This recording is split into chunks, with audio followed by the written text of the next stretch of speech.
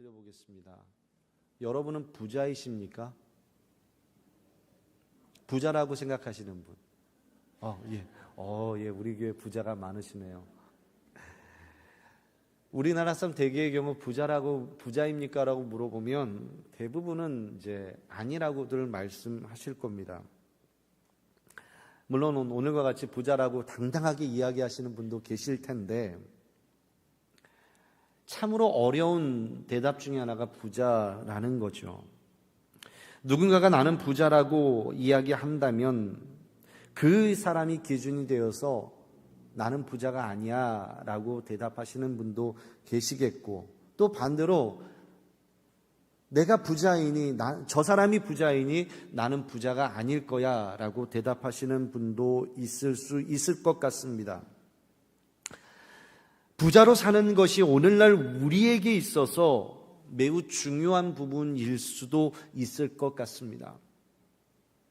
초등학교를 다닐 때 가정환경조사서라는 것을 제출한 적이 있습니다.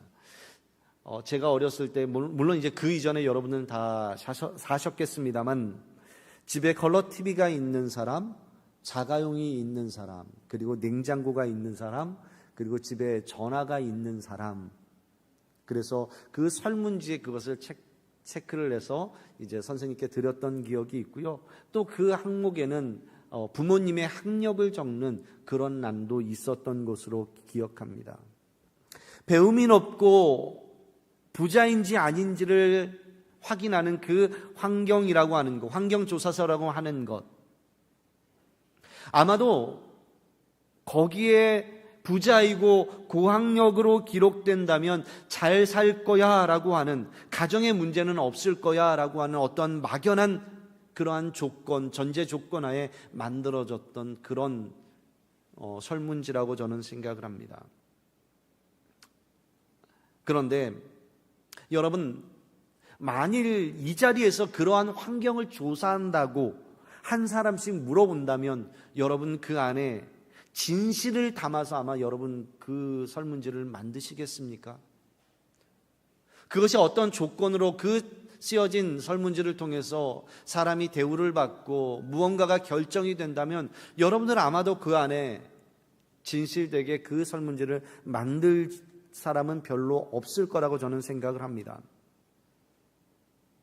마찬가지로 누군가가 나는 부자야라고 하면 저 사람이 부자면 나도 부자야 라고 말을 하거나, 저 사람이 부자라고 하니 나는 부자가 아니야 이렇게 대답하는 사람, 그렇게 대답할 가능성이 높다는 거죠. 이 이야기는 부자처럼 막연한 기준이 없다라는 겁니다. 기준에 따라서 누군가는 부자일 수도 있겠고 오히려 부자가 아닐 수도 있다라는 겁니다. 분명 부자는 아니었는데 그 기준에 따라서 나는 부자가 되기도 한다라는 것이죠. 제가 오늘 이 말씀을 드리는 이유는 오늘 성경에서 두 사람, 특별히 오늘 우리가 읽었습니다만 19절부터 21절까지 이 두 부류가 대립의 구조로서 이야기가 진행되고 있다고 하는 점입니다. 이름도 없는 부자는 부자의 대표자로서, 그리고 나사로는 더할 나위 없이 가난한 사람의 상징으로서 이 두 사람이 대립의 구조를 가지고 있습니다. 한 부자를 설명하기를 그가 고운 베옷과 자색옷을 입고 날마다 호화로이 즐기더라. 여러분 어떠십니까? 부자 같습니까? 고운 베옷, 자색옷, 오늘날 우리에게는 크게 마음에 와닿지는 않습니다. 이것을 오늘날로 좀 표현을 해보자면 200만 불이 넘는, 여러분 부가티 베이론이라는 차를 아십니까? 그 차를 몰고 알렉산더 아모스라고 하는 디자이너가 디자인한 그 양복, 15만 불이 넘는 그러한 양복을 입고 5만 불짜리 에르메스 가방, 그 가방을 들고, 그리고 최고급 소고기에 백송로버섯이 곁들여진 한 끼에 10,000불이 넘어가는 그 음식에 2003년산 보르도 샤또, 죄송해요. 제가 이거 이름이 잘 익숙치 않아서 이 한 병이 뭐 몇천 불 한다고 그래요. 그런 와인을 곁들여서 날마다 식사를 한다면 여러분 근사한 인생, 그러한 부자, 여러분 부자 같습니까? 바로 오늘 성경에 나와 있는 부자가 바로 그런 식의 삶을 날마다 즐기는 사람이었다라는 겁니다.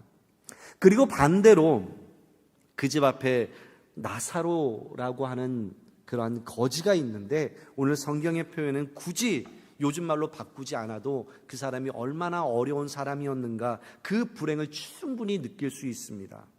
부자의 집 앞에서 쓰레기통을 뒤지며 허기진 배를 채웠습니다. 그리고 그 부자의 집 앞에 누워 있으면 개들이 와서 헌대를 핥았다고 되어져 있는데 어떤 신학자가 이것을 표현하기를 개들을 그 자신에게 다가온 개들을 쫓아내지 못한 채 그를 쫓아낼 힘조차도 없어서 그냥 누워있는 그 모습은 마치 육신에 어떤 큰 아픔이 있어서 움직일 기력조차도 없는 그런 사람이었다라고 이야기를 합니다. 너무나도 힘들고 어렵게 산 사람이 바로 나사로라는 거죠. 그런데 저는 이 부자나 이 나사로라고 하는 이 가난한 사람, 저는 그렇게 공감대가 생기지 않는단 말입니다. 저와는 크게 상관없는 사람이기 때문에 그렇습니다. 나사로 편에 서 본다면 저는 부자입니다. 그리고 오늘 본문에 그 부자의 편에 서 본다면 저는 영락없이 가난한 사람입니다. 우리는 성경의 부자처럼 부자도 아니고 나사로와 같은 그런 가난한 사람도 아닌 것이 저와 여러분의 입장인 거죠. 그렇기 때문에 오늘 본문의 말씀이 그렇게 제 곁에 다가오지 않는다라는 거죠. 부자는 죽어서 지옥을 갔고 나사로는 죽어서 천국에 갔습니다. 이것만이 우리가 알고 있는 사실입니다. 예수님께서 이 비유의 이야기를 하시면서 어떤 말씀을 전하고자 하시는 걸까요? 여러분은 어떻게 생각하십니까?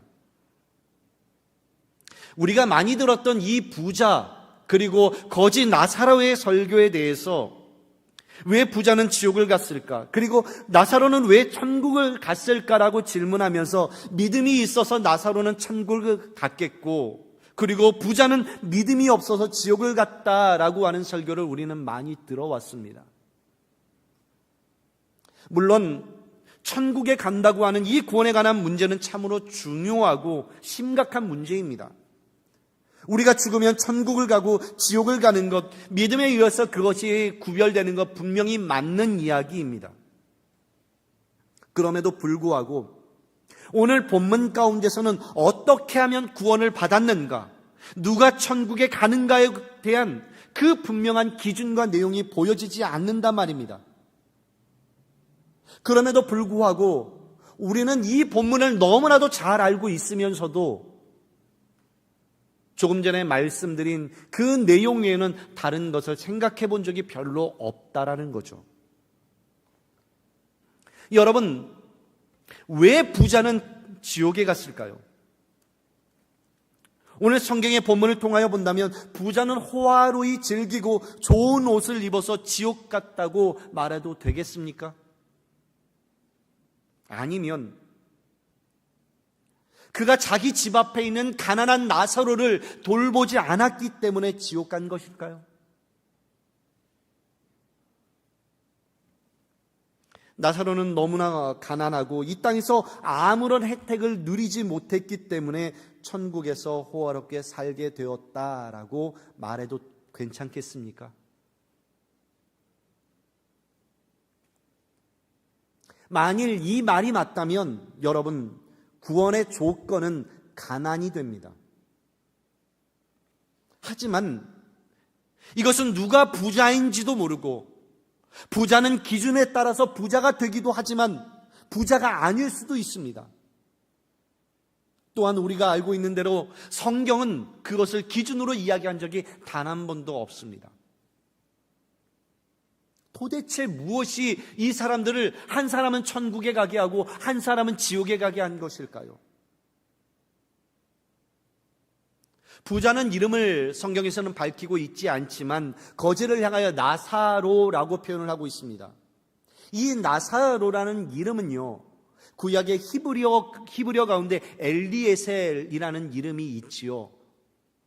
아브라함의 종이었던, 충직한 종이었던 그 사람의 이름이 엘리에셀인데, 이 엘리에셀의 뜻이 하나님이 도우신다라는 의미를 가지고 있습니다. 이 엘리에셀이 신약으로 넘어오면서 헬라어로 번역되어서 나사로라고 이름이 바뀌어졌습니다. 그래서 이름의 뜻은 하나님께서 도우신다라는 의미를 가지고 있습니다. 그렇다면 나사로는 하나님을 믿었던 사람일까?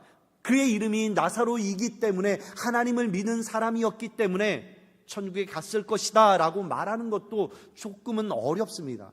왜냐하면 오늘날 바이블 네임을 가지고 있는 사람들은 너무나도 많지요. 헤수스, 크리스찬, 존과 피터는 여러분 하나님을 믿는 사람들입니까? 성경에 나온 사람들이야 믿는 사람들이겠지만 오늘날 그 이름을 갖고 있는 사람들 중에 교회 가지 않는 사람, 주님 믿지 않는 사람 너무나도 많습니다. 그렇기 때문에 나사로라는 이름을 가져서 그가 천국에 갔다라고, 그가 믿음이 좋을 것이라고 해석을 하는 것도 조금은 어렵게 느껴지고 조금은 억지스럽다라는 생각이 듭니다. 오늘 우리가 본문을 읽지 않았습니다만 뒷부분을 바라보면 그 이하의 말씀을 보면 부자가 아브라함을 향하여 아버지라고 부르는 것으로 볼 때에 그가 언약의 자손이었고 그의 형제들과 마찬가지로 율법을 가까이 하면서 살아가고 있는 사람, 그렇기 때문에 믿음이 없었다라고 하기에는 뭔가 조금은 어색한 것이 오늘 본문이 가지고 있는 표현입니다. 얘야, 너는 살았을 때 좋은 것을 받았고 나사로는 고난을 받았으니 이것을 기억하라. 이제 그는 여기서 위로를 받고 너는 고통을 당하느니라. 너무나도 고통스러워하면서 지옥에 있는 그 과정이 힘들어서 물 한 방울만 찍어서 자신의 혀끝에 찍어달라고 간청하는 부자에게 아브라함이 바로 이와 같이 대답을 했습니다. 나사로가 믿음이 있었기 때문에 구원을 받고 그곳에 있는 것이 아님을 분명하게 암시하는 표현이기도 합니다.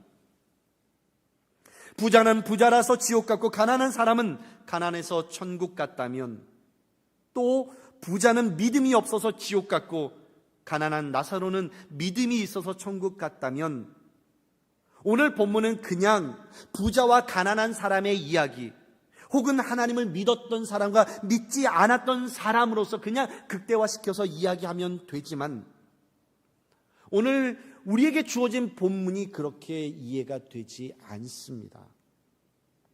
그래서 오늘 본문은 단순하게 구원에 관한 말씀이 아니라고 봅니다. 그리고 천국과 지옥이 어떻게 생겼는지 설명하기에는 그다지 아름다운 모습이 오늘 본문에 나와 있는 천국의 모습이 아닌 거죠. 천국과 지옥을 갔는데 천국에서 지옥이 보여지고 지옥에서 천국이 보여지며 그 사이에 구렁텅이가 있다고 하는데, 여러분 그것이 우리가 가야 될 천국이라고 한다면 그렇게 멋지게 보여지지 않는 것이 오늘 본문에서 말하고 있는 천국과 지옥의 모습입니다. 지금부터 무슨 이야기를 하려고 하는지 좀 복잡하게 들리실 수 있는데요, 여러분 잘 들으셔야 됩니다. 오늘 본문의 본질은 회복에 관한 부분입니다. 그래서 오늘 본문만 볼 것이 아니라 16장 전체를 바라봐야 오늘 본문이 무엇을 말하고 있는지, 무엇을 이야기하고자 하는지, 예수님께서 왜 이 비유를 설명하시는지 그것이 보여집니다. 16장 처음에 나와 있는 이야기는 불의한 청지기에 관한 이야기입니다. 불의한 청지기는 나쁜 사람입니다. 그가 성실하지 못한 모습이 주인에게 발각이 되어져서 얼마 지나지 않아서 주인으로부터 해고를 당하게 될 것이다 라는 것을 이 불의한 청지기는 알게 되었습니다. 그래서 고민을 합니다. 그래서 묘안을 생각해내는데 어차피 난 나쁜 놈이고 곧 해고가 되겠지만 남에게 인심이나 쓰자. 그 인심을 쓰고 나면 그 사람들이 혹시 나에게 도움을 줄지도 모르겠다라고 생각을 합니다. 그래서 주인에게 빚진 사람들의 빚을 탕감하기 위한 그런 서류를 만들게 됩니다. 바로 문서를 위조한 겁니다. 분명히 나쁜 청지기입니다. 그런데 문제는 예수님께서 이 불의한 청지기를 칭찬을 하십니다. 이 점에 있어서 이 본문을 해석하기가 어려운 부분인데, 불의한 청지기가 불의하다라는 것을 강조하시면서 그들을 칭찬하시는 이유는 의롭다고 하는 하나님의 자녀들이 이 불의한 청지기보다 못하다라는 겁니다. 이 불의한 청지기도 자신의 미래를 두고 현실의 삶을 지혜롭게 살기 위하여 노력한다라는 거죠. 악한 사람들도 자신에게 주어진 미래를 준비할 줄 아는데, 하나님의 사람이라고 하는 사람들이 왜 미래를 준비하지 않느냐라고 이렇게 책망하시는 겁니다. 그래서 빛의 아들들이 오히려 어둠의 아들들보다 더 지혜롭지 못하다라고 말씀하는 것이 오늘 16장 초반부에 나와 있는 비유에 대한 내용입니다. 그래서 불의한 재물로 친구를 사귀라 라고까지 말씀을 하십니다. 오늘 말씀이 오늘 벨이 아주 다채롭게 울려지게 되는데, 그리고 13절까지의 이야기가 조금 전에 말씀드린 이야기고요. 그리고 14절 이하에서는 불의한 그 자가 누구인지, 그리고 지혜롭지 못한 자들이 누구인지 바로 바리새인에게 이 이야기를 전하게 되죠. 이 불의한 청지기의 이야기를 들었던 바리새인들의 태도가 하나님의 재물과 그리고 하나님을 섬기는 것, 이 두 가지가 병행했던 사람들입니다. 이 두 가지를 다 섬기고자 했던 이 바리새인들을 향해서 주님께서 말씀하시는데, 이 바리새인들은 두 가지를 다 섬기며 자신의 삶을 합리화시킵니다. 그래서 돈이 있는 것이 없는 것보다 낫다, 돈이 많아서 손해볼 것이 없다는 점을 강조하면서 살아있는 날 동안에는 돈을 의지하고 세상을 의지하면서 살아가고 죽어서는 하나님 품에서 살아가겠다라고 생각했다라는 겁니다. 두 주인을 섬길 수 없다라고 주님께서 분명하게 말씀하고 계십니다. 그리고 18절에서는 간음에 대한 이야기를 합니다. 결혼한 사람이 음욕을 품고 저지른 모든 것이 간음이다. 그래서 이 간음을 합리화하기 위해서 이혼의 절차를 거쳤다 하더라도, 법적인 절차를 잘 거쳤다 하더라도 이 간음은 무서운 죄이다, 분명하게 예수님께서 선을 긋고 말씀하고 있는 겁니다. 바리새인들아, 너희들의 헌신과 수고가 아무리 열심이라 하더라도 중심의 본질을 잃어버린 이상 그것은 아무런 의미가 없는 거야. 바리새인들의 죄를 이렇게 지적하고 있는 겁니다. 바로 그 순서에 따라서 오늘 우리가 함께 읽었던 부자와 거지 나사로의 이야기가 오늘 본문에서 나타나는 거죠. 어마어마한 부자로 살다가 지옥에 가는 것, 그리고 찢어지게 가난한 삶으로 살다가 천국에 가는 것, 어느 것이 더 행복할까요? 물론 우리의 마음은 부자와 같이 풍요롭게 살다가 하나님 앞에 부름받는 것, 그것을 갈망하지만 그것보다는 오늘 본문이 말씀하고 있는 것은요, 이 세상에서 누릴 것 다 누리고도 지옥 갈 수 있고, 이 세상에서 형통과 누림이 영생을 보장하지 않는다라는 것을 말씀하는 것이 오늘 본문의 핵심인 겁니다. 나사로가 어떻게 천국에 갔는지 보다는 가난해서 불쌍해서 소외된 삶으로 살다가 세상 사람들이 말하기를 저주받은 삶이라고 말한다 할지라도, 그러한 평가를 받는다 하더라도 천국에 갈 수 있다, 이렇게 말씀하고 있는 겁니다. 이것은, 이 두 가지를 다시 말씀드리면, 우리는 영원한 생명에 대한 그 가치를 알고 살아야 된다라는 겁니다. 그 천국에 대한 가치를 다시 회복해야 된다라는 겁니다. 우리는 당연하게, 아주 당연하게 영원한 생명이라는 것을 알고 있습니다. 그러나 우리의 일상에서는 이 영원한 생명에 대한 그 내용이 우리의 삶 가운데 드러나지 않는다라는 거죠. 우리의 관심 밖에 있는 그러한 이야기가 바로 영원한 생명, 천국에 가는 이야기입니다. 부자는 지옥에 가서 자신의 삶을 후회합니다. 그러나 이미 때는 늦었습니다.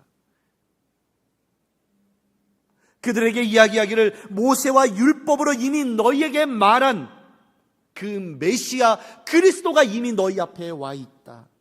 병든 자를 고치고 눈먼 자의 눈을 뜨게 하고 죽은 자를 살리는 선지자들이 예언했던 그분이 이미 너희 앞에 와 있으니,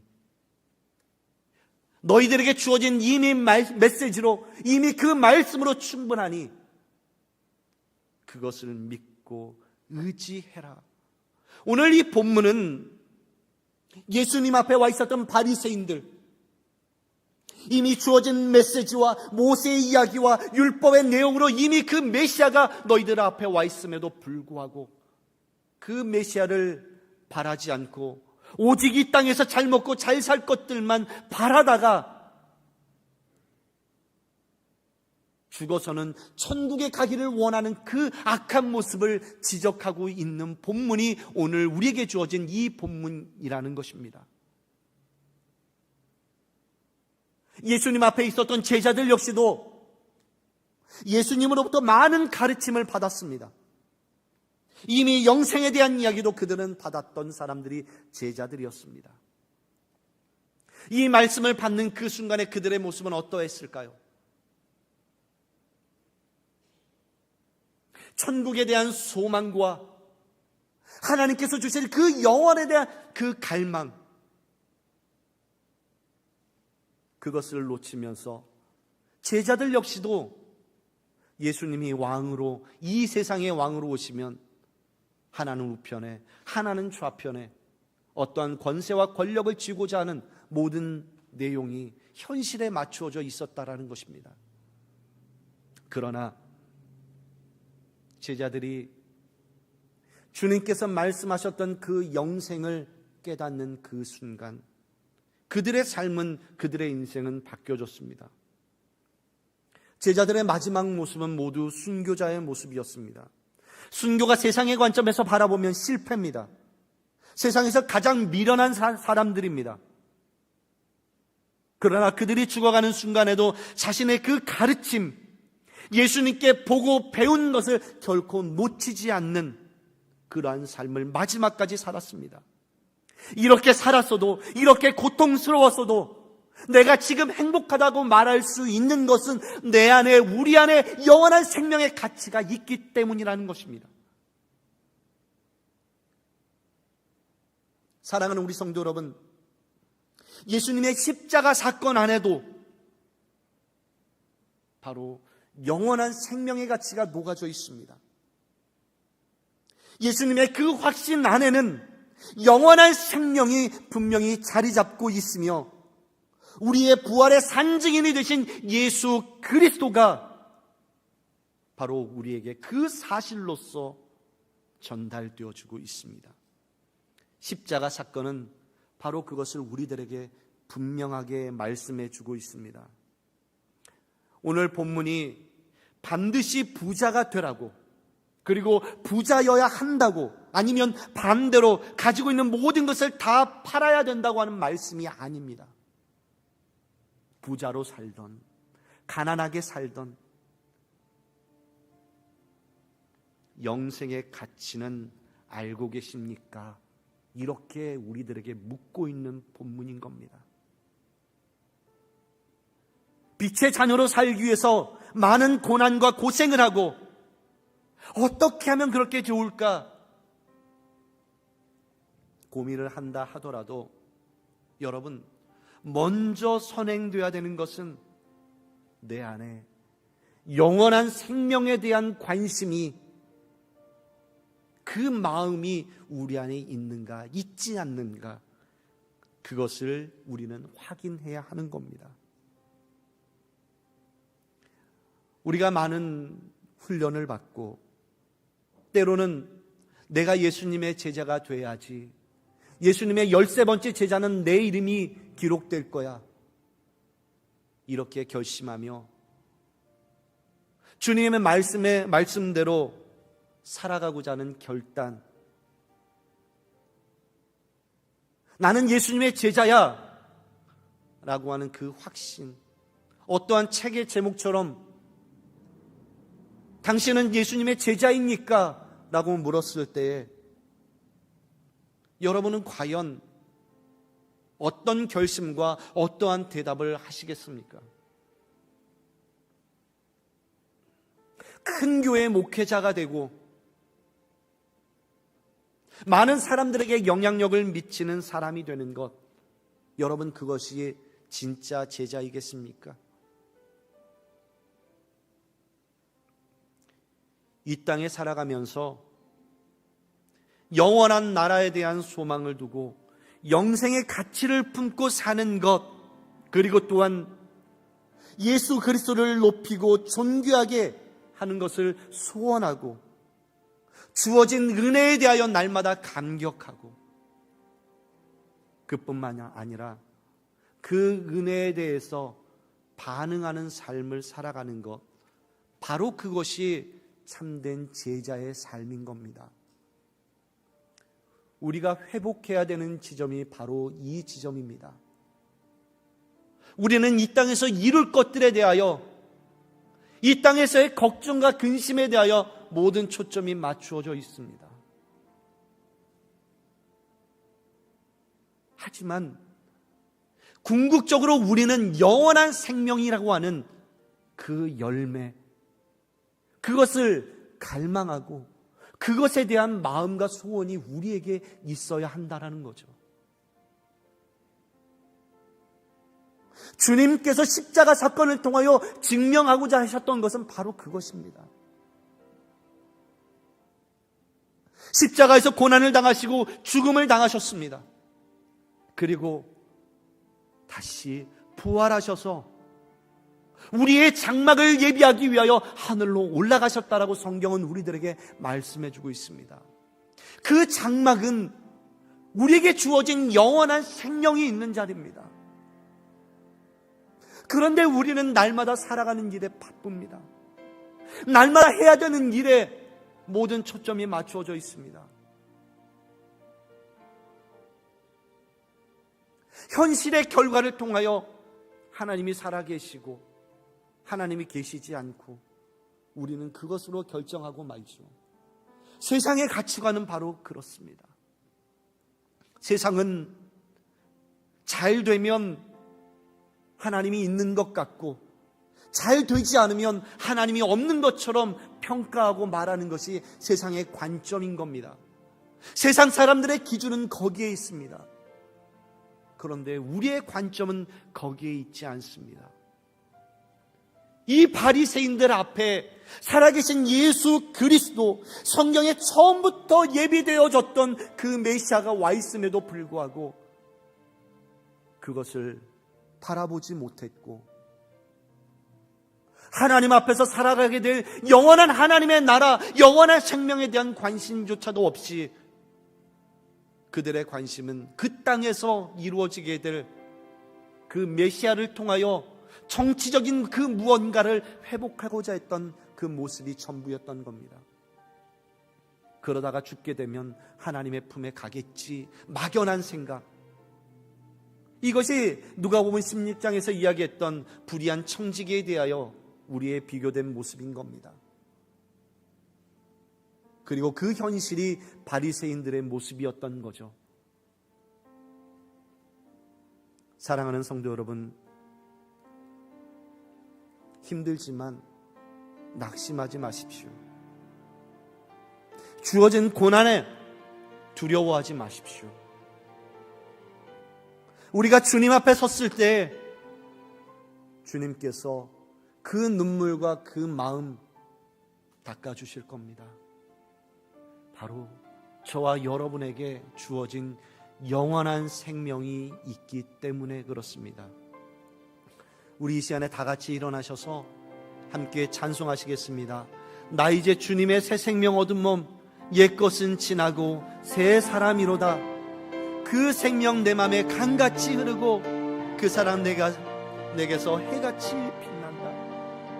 우리 이 찬송 함께 찬양하실 때 여러분에게 주어진 그 영생과 그 영원한 생명을 다시 한 번 더 확인하시기를 간절히 소망합니다.